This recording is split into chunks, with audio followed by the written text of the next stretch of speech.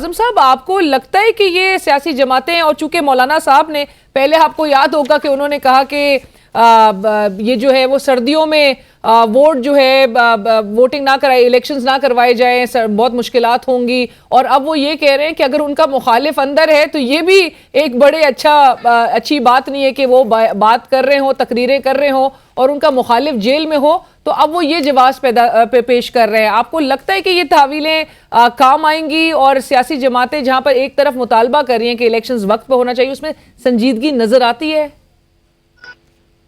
जी, बिस्मिल्लाहिर्रहमानिर्रहीम। शुक्रिया लीना।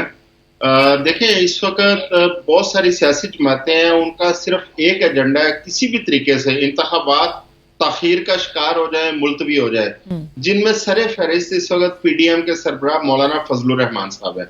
क्योंकि फजलुर रहमान साहब ने 3 दफा मुख्तलिफ जवाब पेश किए। पहले उन्होंने दहशत गर्दी का जवाब पेश किया, फिर उन्होंने मईशत की बहाली का जवाब पेश किया, फिर और तीसरी दफा मौसम की बात की कि सर्दी बहुत होगी। और अब चौथा जवाब से अब उनका मुखालिफ क्योंकि अंदर है, वो कह रहे हैं उस जवाब की वजूहात है। अब क्योंकि माजी में हम देखें तो बहुत सारे इंतखाबात ऐसे हैं 1970 से लेकर जो सर्दियों के मौसम में हुए, फरवरी में हुए, दिसंबर में हुए।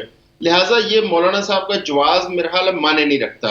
जहां तक मईशत की बात है तो मईशत जब पीडीएम की हुकूमत थी, जब इत्तेहादी हुकूमत थी, तो मईशत को ठीक करना इनकी जिम्मेदारी में शामिल था।